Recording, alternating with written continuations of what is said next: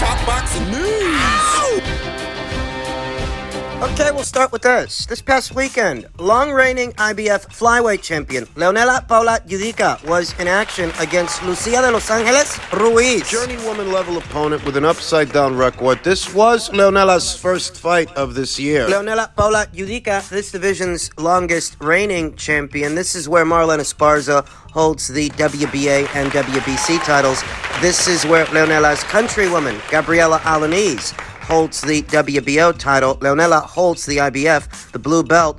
And last couple of years, she hasn't been particularly active, particularly busy. She only fought once in 2019, sat out all of 2020. Boxed again late last year in November of 2021. And this past weekend, that was her first fight this year in 2022. Sporting a professional record of 17 wins, no losses, 3 draws, with no recorded knockouts, Leonela Paula Yudica, she's been around for a long time. She became IBF champion at this weight in December of 2014. IBF champion for the last 8 years, and given the sparse schedule of activity that she's been keeping, you can see how that might lead a fighter, a champion, to have an extended reign as a champion. The fact that you don't really get out there very often, and when you do, it's not champions that are opposite the ring. Not necessarily fighting this division's best and brightest fighters, other champions like yourself. It's the same thing we see up there at super featherweight with Hyun Mi Choi. She's another long-reigning champion that really doesn't fight that often. When she does fight, it's not against the best and brightest fighters available at her prescribed weight. Now, this division's WBO champion, Gabriela Alaniz, is supposed to be in action this Friday. It seems like Leonela Paula Yudica and Gabriela are more or less on the same schedule. Leonela having fought last weekend, Gabriela fighting this upcoming weekend. She's going to be making her first defense of her newly obtained WBO title. Marlen Esparza, this division's unified champion, Golden Boy Promotions fighter. She was in action just a few weeks ago against Eva Guzman in defense of her 2 alphabet titles. And post-fight, she actually mentioned Gabriela Alaniz by name. Though given that Gabriela is set to be fighting this upcoming Friday, Leonela, she's actually already fought. Is it possible that Marlen might shift her focus to a Yudica unification match instead of an Alaniz unification match? Is that possible? Last couple of weeks, I've heard rumors and rumblings of a potential Yudica versus Musinho fight. Arely Musinho of Mexico, former WBO champion. I don't know how credible those rumors are, but I have heard them. The way I see it, because both Leonela and Gabriela are more or less on the same schedule, they will have fought just a week apart from each other. There's still enough time left in this year that you could schedule a unification match with either champion. You could. Yudica's fight was a keep busy fight, tune-up fight with a journeywoman level opponent that has an upside-down record. And there's still enough time left in this year that you could schedule a unification match between Marlen Esparza and Leonela Paula Yudica or Gabriela Alaniz, provided she makes it through her fight this upcoming weekend. I will admit that one of those unification matches, at least from where I'm sitting, is a lot more dangerous than the other. Gabriela Alaniz is a more dangerous opponent for Marlen Esparza. For my money, she's a more dangerous opponent than Leonela Paula Yudica. I could very much see Marlen Esparza winning a points decision comfortably against Yudica. Not so much against Gabriela. Yeah, Gabriela's an unbeaten fighter, a puncher, and a spiteful one. A spiteful puncher. I think she poses more of a threat to unified champion Marlen Esparza than Leonela Paula Yudica would. Though all the same, I would like to see Marlen fight one of these champions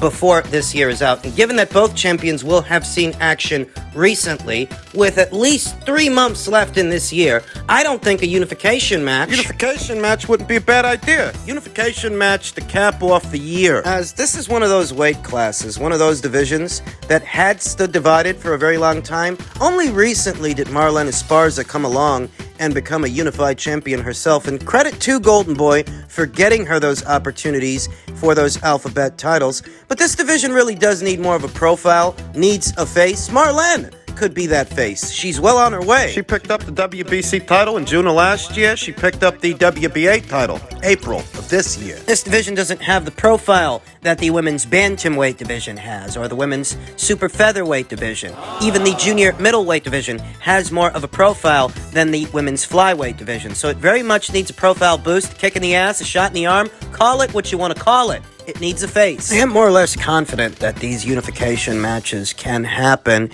because at least one of these champions is with a major promotional outfit that has a broadcast deal on a major platform. That's Marlon Esparza, that's Golden Boy Promotions, that's the Zone. So it can happen. They just need to make it happen.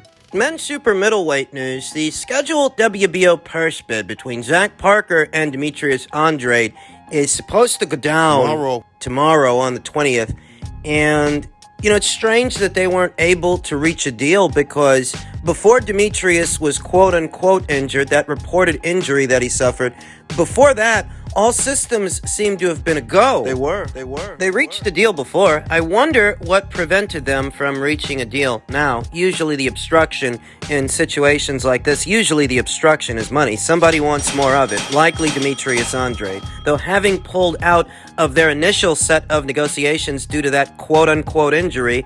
No, I don't think that made this situation easier. Easier for Frank Warren, who's supposed to promote this goddamn show. Neither Frank Warren or Zach Parker are at liberty to simply blow Demetrius Andrade off, tell him to go kick rocks and hit the road, because this is a fight that the WBO ordered. You can't just dismiss him. You can't just tell him to take a hike. If you want to maintain your status and your rank with the WBO, you have to fight him. Because they ordered it. In order to maintain that rank, he has to fight Demetrius Andrade unless Demetrius willfully pulls out of negotiations, pulls out of this purse bid, or pulls out of this fight. They have to deal with him. Initially, when it went to purse bid, Frank Warren placed the winning bid, which was somewhere around $1.8 million.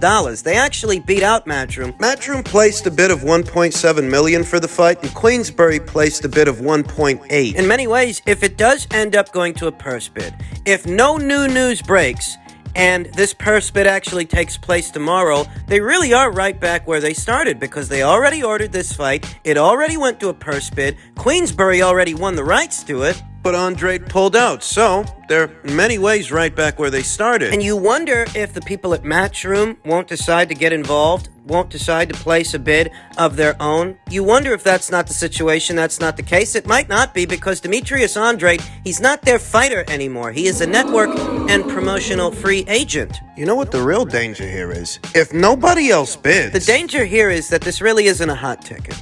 So I don't know how many suitors this fight is going to have outside of Queensbury Promotions who actually promotes Zach Parker. Obviously, they're going to want the rights to the fight, to do it in the United Kingdom, to show it on BT Sport. Yeah, they're going to want the rights, but what if nobody else wants the rights? And what if they end up putting up less money for the fight now than what they put up before? Before they put up $1.8 million. What if they end up putting less? Demetrius Andrade ends up making less. Gets less. Though we will cross that bridge when we get to it. I don't really want to spend too much time speculating about the purse bid because for all I know, that purse bid could be canceled later on today. They might reach a deal. You never really know with these things. It seems like ever since Zach Parker's name became tacked on to Demetrius Andrade's, it's had an adverse effect on his career. Ever since this Andrade versus Zach Parker fight became a thing, it's had an adverse effect on Zach Parker's schedule, his activity, because he's not at liberty to fight anyone else. He was ordered before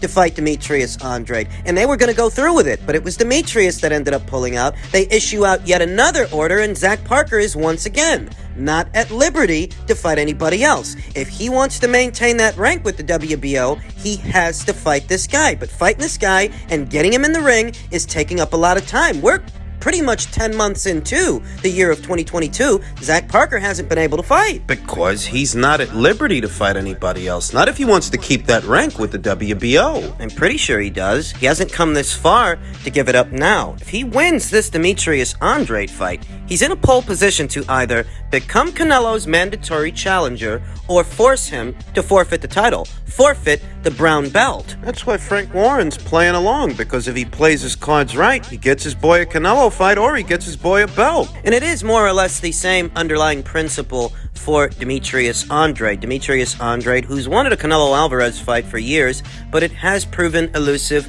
for him. In truth, Demetrius is a good fighter.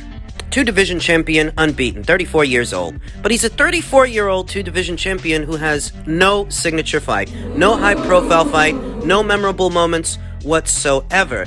And while he's a good fighter, he's one of these guys who gets talked up. Look, there's a lot of people out there, they want you to believe that Canelo Alvarez is somehow afraid of this guy. And I don't buy it. I just don't buy it because Canelo Alvarez has campaigned at many of the same weights as Demetrius Andrade, but Canelo, unlike Demetrius, has faced some of the best and brightest fighters, if not the best and brightest fighters, at all of those weights. He fought Lara at 154 and an unbeaten Austin Trout. He fought Miguel Cotto and Gennady Golovkin and Daniel Jacobs at 160, at 168. He beat every man that had a belt. And the whole time, what the hell was Demetrius Andrade doing? Not that it matters, because it's not Canelo's problem. Your whole life and your whole career is centered around Canelo Alvarez? Popular narrative that Canelo's critics like to propagate is that Canelo has been circumventing a Demetrius Andrade fight for all these years, but it's a matter of public record that Canelo Alvarez's people petitioned to unify titles with Demetrius Andrade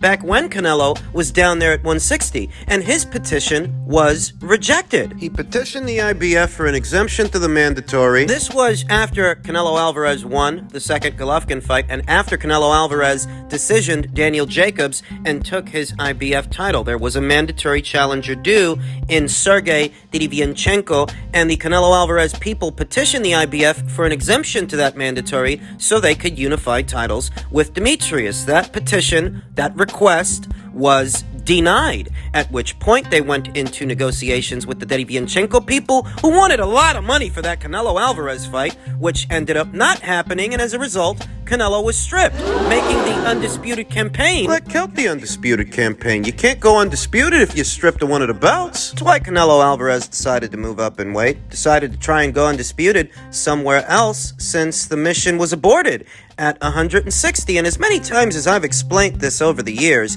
here on this channel, you're always going to get that odd guy that doesn't want to understand, doesn't want to see things for what they are. That Demetrius Andrade is not someone that needs to be avoided. And that's what his track record shows. What the record shows is that Canelo Alvarez did try to fight this guy, but you don't want to believe that because you think he's special. You really like him. Nobody gives a fuck what you like or why you like it. And I'll tell you something, no fucking boogeyman I've ever seen would have to go through this entire dog and pony show over guys like Yanni Beck and guys like Zach Parker. Just get in the goddamn ring and get busy, because he hasn't even fought this year. We're 10 months into 2022, this guy hadn't even fought yet. What are you hyping him up for? Yeah, maybe he's the boogeyman of Jermall Charlo. And maybe Samson Lukowicz did price David Benavidez out of that fight. But when it comes to Canelo, Canelo did try to fight this guy. It's a matter of public record. You'd rather believe that Canelo's been avoiding him. Yeah, Demetrius is a good fighter, don't misunderstand me, but so was Billy Joe Saunders, so was Callum Smith, so was Caleb Plant. What makes Demetrius so special? Canelo Alvarez already fought middleweights with better resumes than Demetrius and Danny Jacobs and Gennady Golovkin. Don't give me the crap about him being some kind of boogeyman, because no boogeyman I've ever seen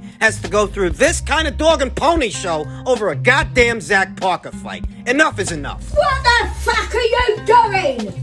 And just in keeping with the theme of news at or around these weights, I'm sure many of you have heard by now, Gennady Golovkin said, "Remember, guys, I still have 3 belts at 160. I'll come back." Widespread speculation as to what the future holds for Gennady Golovkin at 40 years old, holding 2 alphabet titles at middleweight. The decision that he doesn't want to call it a career yet. He doesn't want to retire. Post-fight, he said, "I want to shake hands with Canelo. Congrats. The guy is a real warrior, and if you don't understand, you don't understand nothing." Most people feel that Gennady Golovkin is over the hump, over the hill. He looked the worst he's ever looked in that fight. Looked old. Which harkens back to the Manny Pacquiao versus Jeff Horn fight 3 or 4 years ago. Maybe a little longer than that. A lot of people felt Manny looked old in that Jeff Horn fight. Looked like a guy that ought to pack it up, call it a career, and retire. That's what a lot of people were saying in that Jeff Horn fight. Whether you think he legitimately won or he legitimately lost, that was the feeling amongst many circles of fight fans. But Manny didn't retire. He stuck around. He fought Lucas Mathise, fought Adrian Bronier, appeared to have found the fountain of youth in the Keith Thurman fight. Is that what we should expect to see when it comes to Gennady? Does losing to Canelo Alvarez at 168 pounds mean that he's cannon fodder for everybody else out there? Any and everybody else out there. Is that what that means? I'm not so sure. Who would have thought that the Manny Pacquiao that lost the controversial decision to Jeff Horn would go on to beat unbeaten Keith Thurman? Look at Zhilei Zhang. That's a guy who's pushing 40. Didn't look too hot in that Jerry Forrest fight, but he very recently went in there with Filip Hrgovic, Olympian Filip Hrgovic, and gave him all he could handle. To a lot of people, Zhilei Zhang, he won that fight. He just didn't get the decision. So when I think about Gennady and the fact that, yeah, he didn't look himself, he's definitely not who he used to be, and he did look old against Canelo Alvarez. Is he going to look old against everybody else, though? He's got options. He could go to the PBC, see about unifying titles with Jamal. He could do that. He could go to Top Rank, see if they don't have some money for him on the biggest sports network in this country. He could go to Sky Sports and Boxer. They've got money to play. They've got money to pay. They've got Liam Smith over there, former WBO junior middleweight champion Liam Smith. Or he can stick around at Matchroom and Zone, wait out the winner of Conor Benn versus Chris Eubank Jr., and if the winner ends up being Chris Eubank Jr., he can fight that guy. You know, Chris, post-fight, after the trilogy was over and the decision was read, Chris called out Gennady. Erislandy Lara's WBA's regular champion. It's a bit of interesting information. He's certainly in the same age group as Gennady Golovkin. He's over there on the PBC side of things still. They seem to have lifetime contracts over there at the PBC, don't they? I mean, if he goes to the PBC, he'll have a potential Lara fight. He can have a potential Charlo fight. He can have. Are those fights to Golovkin's fancy, or would he rather go to a Sky Sports and Boxer? You know, he waits out the winner of Eubank versus Ben, and if the winner is Eubank, they can do Gennady Golovkin versus Chris Eubank Jr. in the United Kingdom. Perhaps bill it as a pay-per-view. There's a financial opportunity there, depending how all of that shakes out. Even here, at 40 years old, Gennady's got options, and it's really just the question of which direction he wants to go in, because he still has name value. I'm telling you, nobody thought Manny would stick around as long as he did after that Jeff Horn performance. The same might be true for Gennady, that yes, against Canelo Alvarez, that division's undisputed champion, he might have looked his age, he might have looked old, but he's not going to look that way with everybody. Manny didn't. This is one of those stories where you have no choice but to give it time to see how it's all going to play out, because he does have options.